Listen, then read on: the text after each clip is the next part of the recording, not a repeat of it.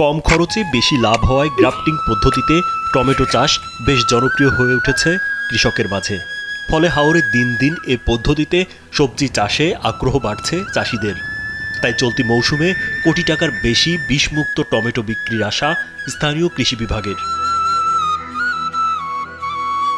Grafting বা mulching হলো এমন একটি আধুনিক চাষ পদ্ধতি যে পদ্ধতিতে চাষাবাদের জমি রোগবালাই থেকে মুক্ত থাকে। এতে পানি, সার, ওষুধ খরচ সাশ্রয়ী হয়, উৎপাদন খরচ কমে যায়। তাই চাষিরা লাভবান হন কয়েক গুণ। কিশোরগঞ্জের হাওর উপজেলা অষ্টগ্রামে ধান চাষের পাশাপাশি এখন তাই অনেকেই ঝুঁকছেন বিষমুক্ত টমেটো ও সবজি চাষে। এবার হাওরে গ্রাফটিং পদ্ধতিতে টমেটোর বাম্পার ফলন হয়েছে।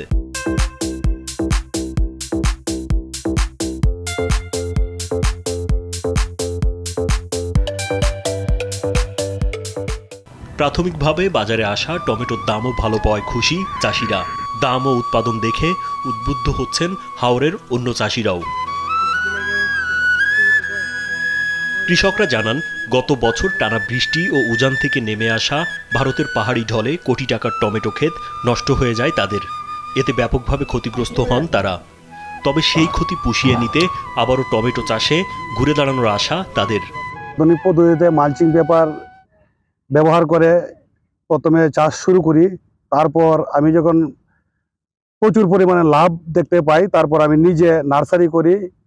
নার্সারিতে তিত বেগুনে গ্রাফটিং করি মঙ্গলরাজা টমেটো জাত দিয়ে। আমি প্রায় 4 থেকে 5 লক্ষ টাকার চারা বিক্রি করছি। জমি দেখা খুব ফসল হয়েছে, ওই ফসল দেখে আমরা আগ্রহ হয়েছি। ওনার কাছ থেকে 6,000 চারা আইনা মালচিং পদ্ধতিতে জমি চাষ করেছি। গত বছর আমাদের এই সবজি ক্ষেত বন্যায় সমস্ত ফসল নষ্ট হয়ে গেছে। এইবার আল্লাহ যদি দেয় আমাদের বাম্পার ফসল হইব। গত বছর ফসলে মাইতে আমরা উঠব। উপজেলা কৃষি কর্মকর্তা কৃষিবিদ অভিজিৎ সরকার জানান, গ্রাফটিং পদ্ধতিতে সবজি চাষে কম খরচে বেশি লাভ হয়, দিন দিন আগ্রহী হচ্ছে চাষিরা। তাই এই পদ্ধতিতে সবজি চাষ বাড়াতে চাষিদের উপজেলা কৃষি বিভাগ থেকে প্রশিক্ষণ ও পরামর্শ দেয়া হচ্ছে বলেও জানান তিনি। এই মালচিং পদ্ধতিতে রোপণ করে যে সুবিধাটা, সেই সুবিধাটা হচ্ছে যে আগাছা কম হয়, সেচটা কম লাগে এবং সেচ কম লাগার কারণে যে গাছের যে গোড়াটা সেটা সবসময় আর্দ্র থাকে এবং এতে দেখা গেছে যে গাছের বৃদ্ধিটা খুবই চমৎকার হয় এবং গাছের যে টমেটো থেকে যে ফলন, সেই ফলনটা খুবই ভালো হয়। কৃষি বিভাগের তথ্য মতে চলতি মৌসুমে অষ্টগ্রামে 250 হেক্টর জমিতে বিউটি প্লাস, লাভলি, অভিলাষ, লভেন্ট্রি, বাহুবলী ও 04 জাতের টমেটো আবাদ হয়েছে। রাজীব বিশ্বাস, কালবেলা।